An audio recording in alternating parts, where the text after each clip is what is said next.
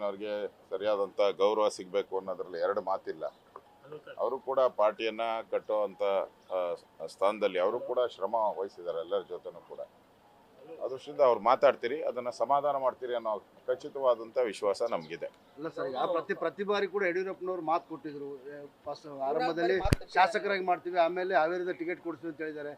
ಆದರೂ ಮೋಸ ಮಾಡಿದ್ರೆ ಈಗ MLC ಮಾಡ್ತೀನಿ ಅಂತ ಹೇಳ್ತಿದ್ದಾರೆ. ಯಾವ ರೀತಿ ನಂಬಬೇಕು ಅಂತೇಳಿ ಈಶ್ವರಪ್ಪನವರು ನೋಡಿ, ಅದು ಅವರ ಈಶ್ವರಪ್ಪನವರು ಯಡಿಯೂರಪ್ಪನವ್ರ ಮಧ್ಯೆ ಇರುವಂಥ ವೈಯಕ್ತಿಕವಾದಂಥ ವಿಚಾರ. ಅದರ ಬಗ್ಗೆ ನಾನೇನು ರಿಯಾಕ್ಟ್ ಮಾಡೋಕ್ಕೆ ಹೋಗಲ್ಲ. ಆದರೆ ಆ್ಯಸ್ ಎ ಪಾರ್ಟಿ ಈಶ್ವರಪ್ಪನವರು ನಮ್ಮ ಪಾರ್ಟಿಯ ಅಧ್ಯಕ್ಷರಾಗಿ ಕೆಲಸ ಮಾಡೋದಂಥವ್ರು. ಅವರು ಯಾವತ್ತೂ ಮೋದಿಯನ್ನೇ ಮತ್ತೆ ಪ್ರಧಾನಿ ಆಗಬೇಕು ಅಂತ ಬಯಸಿರುವಂಥವ್ರು. ಆ ದೃಷ್ಟಿಯಿಂದ ನಿಮಗೆ ಗೊತ್ತಾಗ್ತದೆ, ಅವರು ಮೋದಿ ಮತ್ತೆ ಪ್ರಧಾನಿ ಆಗಬೇಕು ಅಂತ ಹೇಳಿದ್ರೆ ನಮ್ಮಲ್ಲಿ ಒಡಕಾಗಬಾರ್ದು ಅನ್ನೋದು ಅವರ ಉದ್ದೇಶ ಇದೆ. ನನಗನ್ಸುತ್ತೆ ಇನ್ನೊಂದು 2-3 ದಿನದಲ್ಲಿ ಈಶ್ವರಪ್ಪನವರ ಪ್ರಕರಣವನ್ನು ಸುಖಾಂತ್ಯ ಮಾಡುವಂಥದ್ದಕ್ಕೆ ಎಲ್ಲ ಮಾಡ್ತೀವಿ. 100% ಡೌಟೇ ಇಲ್ಲ.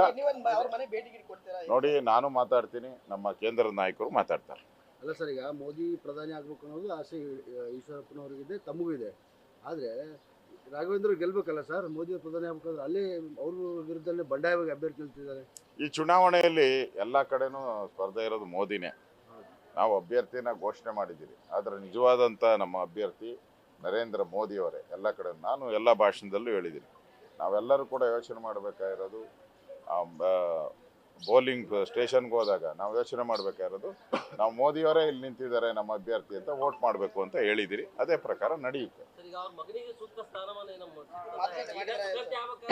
ಮಾಡ್ತೀರಾ ಅದನ್ನ? ಅವ್ರ ಮಗನಿಗೆ ಸೂಕ್ತ ಸ್ಥಾನಮಾನ ಕಲ್ಪಿಸುವಂಥದ್ದಕ್ಕೆ ಕೇಂದ್ರ ನಾಯಕರ ಜೊತೆನೂ ಕೂಡ ಮಾತಾಡ್ತೀರಿ.